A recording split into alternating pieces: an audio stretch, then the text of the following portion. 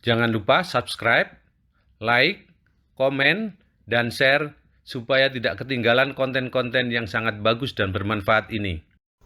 Assalamualaikum warahmatullahi wabarakatuh.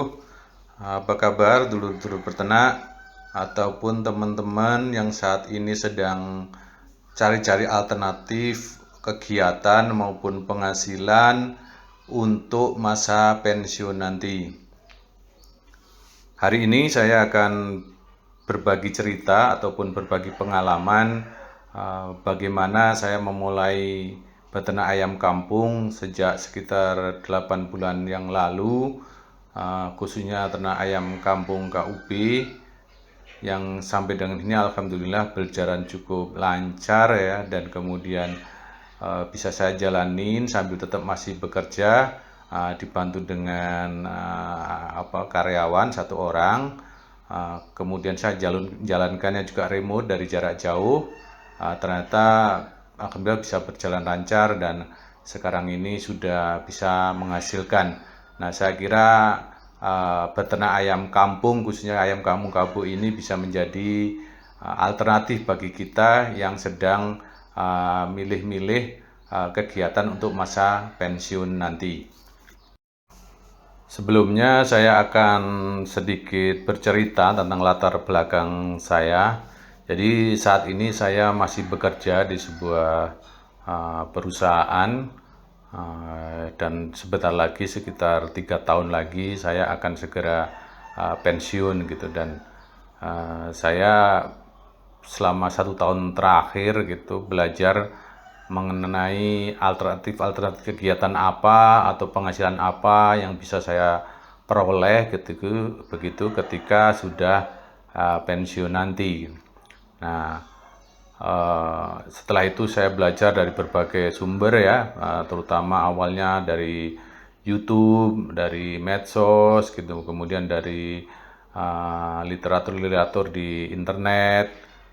Setelah itu saya juga belajar dari beberapa teman peternak. Saya datangi ke beberapa rekan yang sudah terlebih dahulu berternak ayam kampung, khususnya jenis KUB ya, Kampung Unggul Balitna ini. Saya lihat, kemudian saya datangi, saya belajarlah ke mereka, ngobrol. Nah, setelah itu saya coba memelihara beberapa ya. Waktu itu saya memelihara 5 indukan betina, kemudian 1 jantan saya pelihara selama sekitar 3 bulan gitu. Waktu itu saya langsung beli yang sudah sudah mau masanya bertelur, hampir bertelur gitu, sekitar umur 4 bulan waktu itu.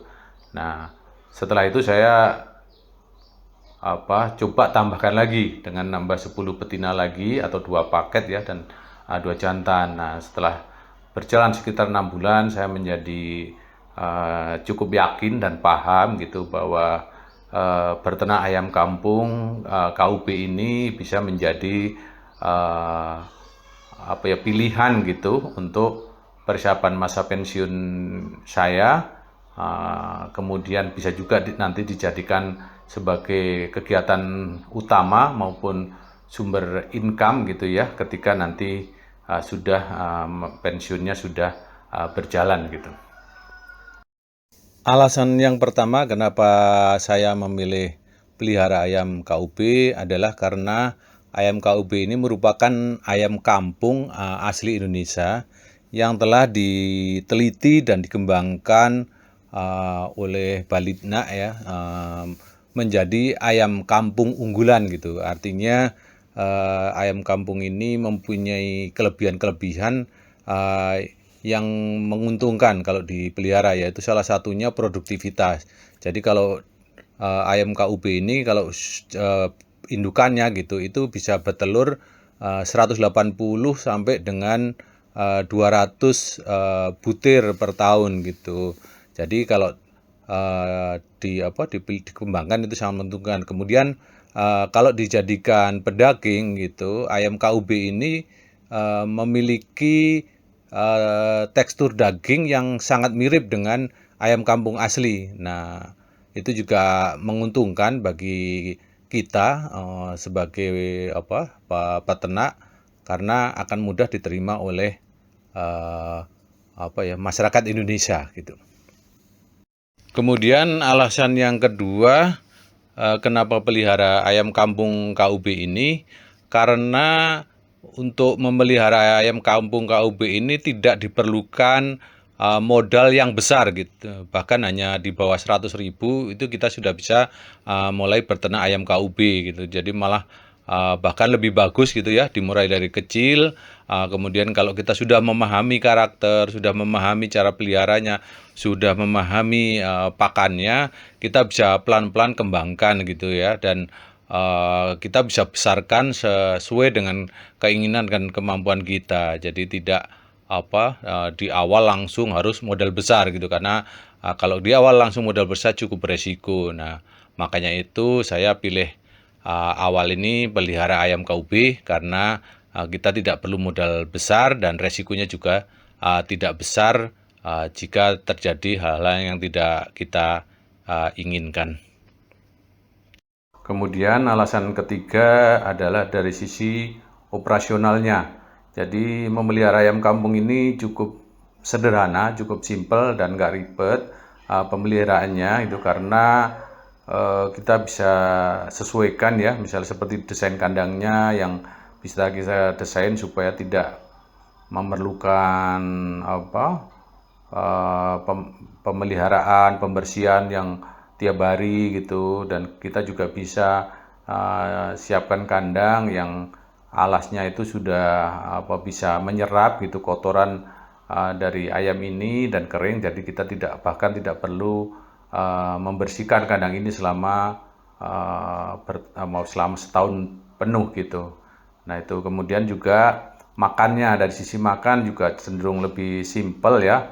Pakannya ini kita bisa banyak alternatif, baik yang dari pabrikan yang sudah siap, ataupun kita juga bisa mengolah sendiri gitu, dari sumber-sumber yang ada di sekitar kita, seperti dari jagung, dari dedak, kemudian aja juga mungkin dicampurkan konsentrat gitu, kemudian bisa ditambahkan dengan daun-daunan yang ada di sekitar kita, sehingga kita tidak terlalu makan waktu lah untuk mempersiapkan pakan dari ayam kampung ini. Kemudian pemberian pakannya juga cukup simpel gitu ya, mungkin sehari butuh hanya 2 kali gitu, di pagi sama siang menjelang sore gitu ya, untuk yang sudah cukup besar. Nah kalau untuk yang masih kecil-kecil, yang masih DOC, masih umur 1 hari lebih, itu mungkin sekitar 3 kali di dalam sehari untuk memberi makan. Jadi tidak ribet ini bisa masih bisa disambi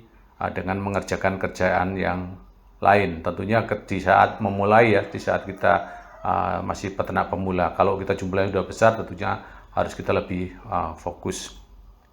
Kemudian alasan keempat, dari sisi kemudahan di dalam menjual panenan gitu. Jadi ayam kampung jenis KUB ini kita bisa memanen di dalam beberapa tahap ya, beberapa tahapan gitu. Jadi bisa yang pertama itu dari sisi memanen dalam bentuk telur, artinya kita jual telurnya. Bisa juga kita jual dalam bentuk DOC atau ayam yang baru menetas ya, DOC itu ayam yang baru menetas umur 1 hari. Nah bisa juga kita jual dalam bentuk ayam yang mau untuk siap potong atau pedaging. Nah itu biasanya umur sekitar 75 hari, antara 60 sampai 75 hari gitu. Kemudian bisa juga kita panen, kita jual dalam bentuk indukan gitu ya, yang sudah siap siap bertelur gitu. Jadi kita bisa paket-paketkan di situ. Nah biasanya ayam KUB ini paketannya terdiri dari 5 betina, kemudian 1 jantan.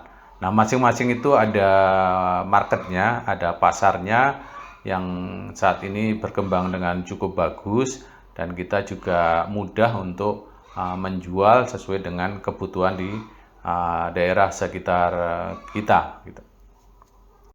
Alasan yang kelima atau alasan terakhir kenapa beternak ayam kampung KUB ini bisa jadikan alternatif ya untuk masa pensiun, yaitu tidak memerlukan kandang yang terpisah jauh dari tempat tinggal gitu. Jadi ayam KUB ini bisa kita pelihara di sekitar lingkungan rumah kita gitu, dan